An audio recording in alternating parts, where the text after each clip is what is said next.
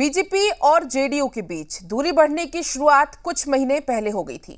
जाति आधारित जनगणना के मुद्दे पर नीतीश कुमार बीजेपी से अलग थलग नजर आए और विपक्षी दलों के साथ जाति आधारित जनगणना की मांग की। और इतना ही नहीं, आरसीपी सिंह प्रकरण से भी नीतीश कुमार खफा नजर आए। तो चलिए हम आपको सिलसिलेवार तरीके से बताएंगे कि आखिर नीतीश कुमार की नाराजगी की वजह क्या क्या रही। पीएम बनने की चाह, महागठबंधन की राह, 2024 में जो प्रधानमंत्री बनने का ये सपना देख रहे हैं। नीतीश के आगे ऑपरेशन लोटस नाकाम।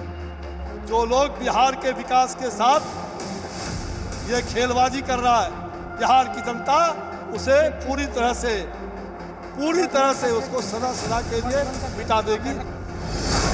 बीजेपी का सरेंडर या सियासी चाल। बिहार में जेडीयू बीजेपी गठबंधन में यूं तो कई महीनों से सब कुछ ठीक नहीं चल रहा था, लेकिन 2 दिन पहले आरसीपी सिंह ने जेडीयू से इस्तीफा देने के बाद जो कहा, वहां से बिहार में एनडीए गठबंधन टूटने के कयास तेज हो गए। आरसीपी सिंह ने नीतीश के सपनों पर सबसे बड़ा हथौड़ा चलाया। नीतीश कुमार क्या प्रधानमंत्री बनना चाहते हैं? 7 जन्म में नहीं बनेंगे। 7 जन्म में बोल रहा हूँ, ये जन्म तो छोड़ दीजिए। कहा जाने लगा कि आरसीपी सिंह जेडीयू में रहते हुए बीजेपी की तरफ से बैटिंग कर रहे हैं।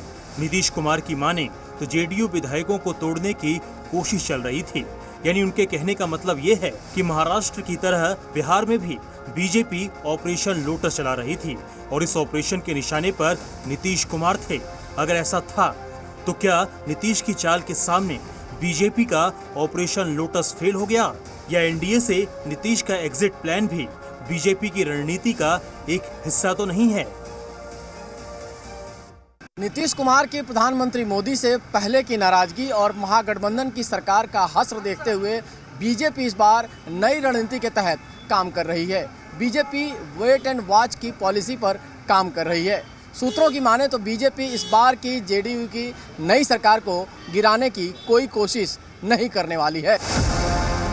जानकारों की माने तो नीतीश कुमार के अलग होने के बाद बीजेपी 2025 में होने वाले बिहार विधानसभा चुनाव पर फोकस करेगी और खुलकर नीतीश के खिलाफ माहौल बनाएगी। बीजेपी बिहार की जनता के बीच जाएगी और उन्हें जाकर ये बताएगी कि महाराष्ट्र की उद्धव सरकार की तरह ही नीतीश कुमार ने भी जनादेश का अपमान किया है। वो बिहार की जनता को ये भी बताएगी कि बिहार में भारतीय जनता पार्टी जेडीयू से बड़ी पार्टी थी, लेकिन फिर भी उसने नीतीश कुमार को मुख्यमंत्री की कुर्सी सौंपी। लेकिन बावजूद इसके न तो मुख्यमंत्री ने नैतिकता दिखाई और न ही गठबंधन का धर्म निभाया। इसके साथ ही बीजेपी नई सरकार की खामियों और कमजोरियों को भी प्रचारित करेगी। दरअसल बीजेपी बिहार विधानसभा 2020 को भी ध्यान में रख रही है। बिहार विधानसभा चुनाव 2020 में एनडीए को 125 सीटें मिली थी। नीतीश की पार्टी नुकसान में रही थी और 43 सीटों तक सिमट गई थी। इस चुनाव में बीजेपी को 21 सीटों का फायदा हुआ था। मतलब ये कि 2020 के विधानसभा चुनाव में बीजेपी समर्थकों ने और खासकर उसके कोर वोटरों ने नीतीश का समर्थन नहीं किया था। इसके अलावा हाल ही में पार्टी द्वारा 200 विधानसभा क्षेत्रों में भेजे गए नेताओं ने भी अपनी रिपोर्ट कमोबेश यही दी थी। यही वजह है कि बीजेपी बिहार में नीतीश कुमार की छाप से बाहर निकलना चाह रही थी और उसे मौका भी दे दिया खुद नीतीश कुमार ने। कुल मिलाकर नीतीश का एनडीए से नाता तोड़ना पहली नजर में बीजेपी के लिए सेटबैक दिख रहा है, मगर दूर की राजनीति की बात करें तो उसके लिए भी आने वाले समय में रास्ते खुलेंगे। और जाहिर है, अगर बीजेपी का परफॉर्मेंस बिहार में 2020 जैसा रहा तो नीतीश कुमार के पीएम बनने के सपने पर सबसे बड़ी चोट होगी। रवि त्रिपाठी और रविंद्र कुमार के साथ ब्यूरो रिपोर्ट, जी मीडिया, पटना। तो देखिए, आपको इस रिपोर्ट के जरिए समझाने की कोशिश की कि किस तरीके से